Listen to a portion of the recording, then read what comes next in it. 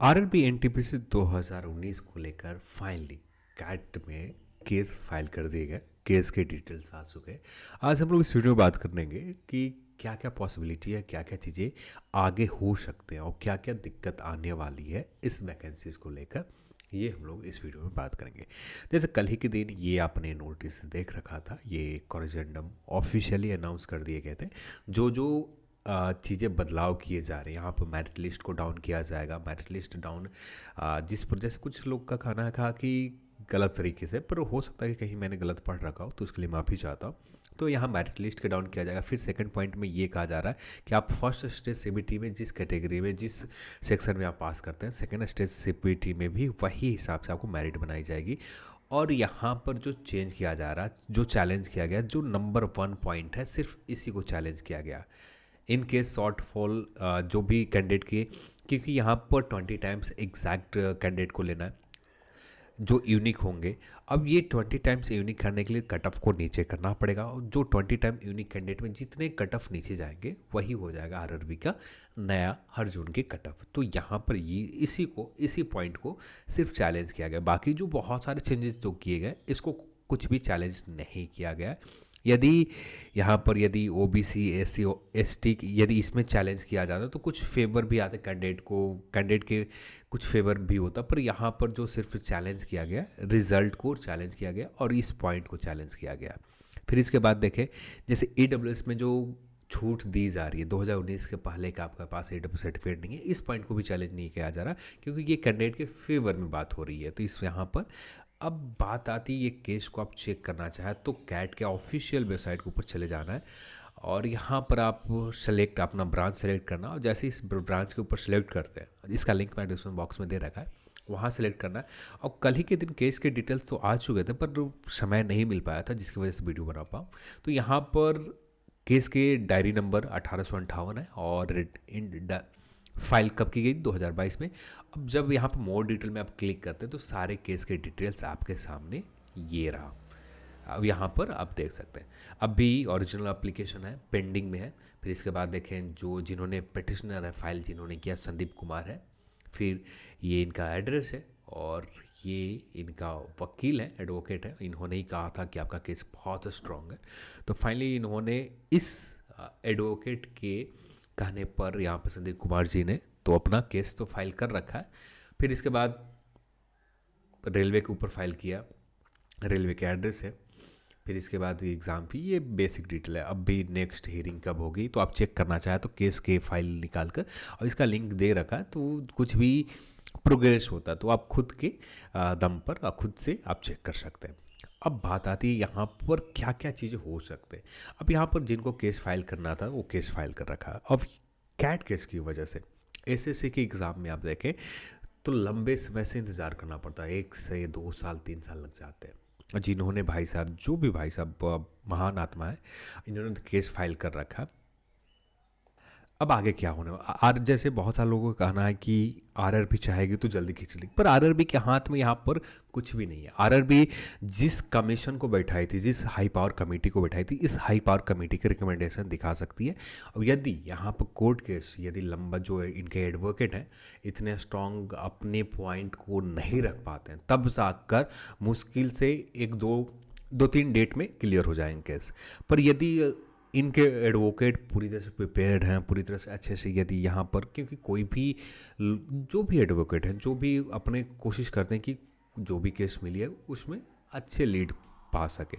तो यहाँ पर अब रही बात, यहाँ पर जो हाई पावर कमेटी के रिकमेंडेशन, आरआरबी के पास ये सिर्फ हाई पावर कमेटी के रिकमेंडेशन है। अब इसी के दम पर आरआरबी चाहे तो 1-2 डेट में इस चीज़ को क्लियर कर दे। पर अब सब कुछ निर्भर है कैट क्या सोचती है, जो रिपोर्ट हाई पावर कमेटी के दिए गए, इस कमेटी को लेकर क्या सोचती है, इस कमेटी के ऊपर क्या ओपिनियन है, हाई पावर कमेटी के जो जज होंगे इनके क्या ओपिनियन होती है, सॉरी कैट के जो जज होंगे इनकी क्या ओपिनियन होता है, इसके ऊपर निर्भर करता है। अब यहाँ पर कुछ भी जा सकता है। यहाँ से कहना कि ये इतने सारे पॉसिबिलिटी है, ये गलत होगा, क्योंकि पॉसिबिलिटी कुछ भी हो सकता है। क्योंकि आरआरबी यहाँ पर जो भी इससे पहले के केसेस में आप देखें, बस यहाँ पर आरआरबी के पास फेवर क्या है, हाई पावर कमेटी का, इसके अलावा कुछ भी फेवर नहीं है। ये हाई पावर कमेटी की वजह से जो भी यदि पॉजिटिव रिजल्ट आते हैं, ये हाई पावर कमेटी यदि नहीं बनाए गए होते तो कोई भी पॉजिटिव रिजल्ट यहाँ पर कोर्ट केस में जो कैट में फाइल किए इसमें नहीं आ सकते हैं। आने वाले समय में यदि कोई पॉजिटिव रिजल्ट भी निकलते हैं कि जल्द से जल्द क्लियर हो जाता है, तो ये हाई पावर कमेटी की वजह से। यदि पिछले एग्जामों में देखें, एजुकेशन क्वालिफिकेशन ग्रुप डी में चेंज किए गए थे, वहाँ पर चेंज करने के बाद यदि कोई चैलेंज करता तो वो जो डाउन किया गया, तो उस चैलेंज करने में रेलवे के पास कोई भी ऐसा प्रूफ नहीं था, कोई भी ऐसा कोई एक संवैधानिक तरीके से जो काम होते उस तरीके से नहीं किए गए थे।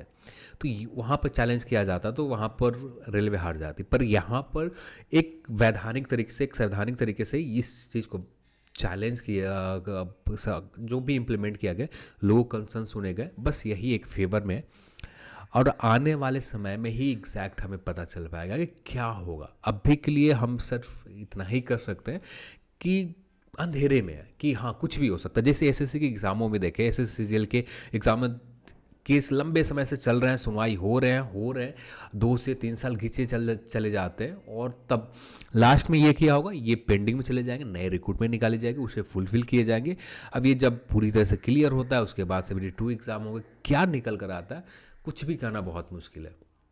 अब जो भी है, जिन लोगों ने भी केस किया, उनको तो कई बार हम लोगों ने बात करने की कोशिश किया, बस क्या करें, कुछ भी गलत तरीके से नहीं, बहुत नॉर्मल वे में बात किया था, पर लोग ग्रुप में ब्लॉक कर देते हैं। तो लास्ट में मैंने भी ग्रुप में ज्वाइन करने के लिए कोई नया टेलीग्राम नहीं बनाया, जो था बस उसी के पास ख़त्म कर दिया। बस यही कहूँगा कि आप भगवान से प्रार्थना करें, हाई पावर कमेटी की वजह से यहाँ पर रेलवे की सद्बुद्धि आई थी कि हाई पावर कमेटी गठन किए गए थे। नहीं तो अपने मन से यदि रेलवे मिनिस्ट्री कर दिए जाते हैं ये सुधार, जितने भी इम्प्लीमेंट किए गए, रिजल्ट को कट ऑफ 20 गुना यूनिक कैंडिडेट को बुलाना, तो ये यहाँ पर रेलवे फंस जाती। इस एग्ज़ाम को पुराने तरीके से जो रिज़ल्ट है उसी को वैलिड माना जाता। पर अब यहाँ पर हाई पावर कमेटी की रिकमेंडेशन है, जिसके वजह से जो भी रिज़ल्ट आने वाले हैं, जितने भी कैंडिडेट हैं, जो रेलवे ने एक सुधार किया, जो कंसर्न सुनने के बाद हाई पावर कमेटी की रिकमेंडेशन बात मानी है, उसी बात फेवर में जाएगा। देखते हैं, अभी कुछ भी करना, कुछ भी प्रिडिक्ट करना गलत होगा, क्योंकि सब कुछ, हाँ ये कहना कि सारा फेवर जो जिन्होंने केस किया उन्हीं के, ये इन लोगों ने लगभग 10 से 20 हज़ार के आसपास पैसे भी जमा कर रखे, थोड़े बहुत नहीं, बहुत बड़ा अमाउंट जमा कर रखा है। ये जो केस डिटेल्स कल हुए, एक बड़ा अमाउंट लोगों ने बहुत खर्च किए, और ज़्यादा लोग ग्रुप्स में है नहीं, बस 600 के समथिंग है, और जिनमें बहुत सारे लोगों ने पैसे दिए हैं। और क्या कहा जाए, बस हम लोग इंतज़ार करते हैं, जैसे जैसे कुछ स्टेटस आगे बढ़ता है वैसे ही हम लोग बात करेंगे। पर इतना आप श्योर रहो, जो भी होगा रेलवे के फेवर में ही आएगा, क्योंकि रेलवे ने एक थोड़ा सा आगे की सोचते हुए हाई पावर कमेटी बना दी थी। हाई पावर कमेटी की अपनी एक वैल्यू है। हाई पावर कमेटी रिकमेंडेशन ऐसे नहीं किया, लोगों की बात सुनने के बाद रिकमेंडेशन दिया है। तो यहाँ पर जो भी होगा कैंडिडेट के फेवर में ही होंगे। पर अब डिलेज आएगा, जो प्रोसेस अब जून जुलाई में एग्ज़ाम होकर क्लियर हो जाते, फिर उसके बाद इस साल लास्ट तक अब ज्वाइनिंग स्टार्ट हो जाते हैं, अब वो चीज़ें सब डिले जाएंगे और कुछ होने वाला नहीं है। तो चलिए आज की इस वीडियो में इतना ही, और इस वीडियो को देखने के लिए आप सभी को बहुत बहुत धन्यवाद। जय हिंद।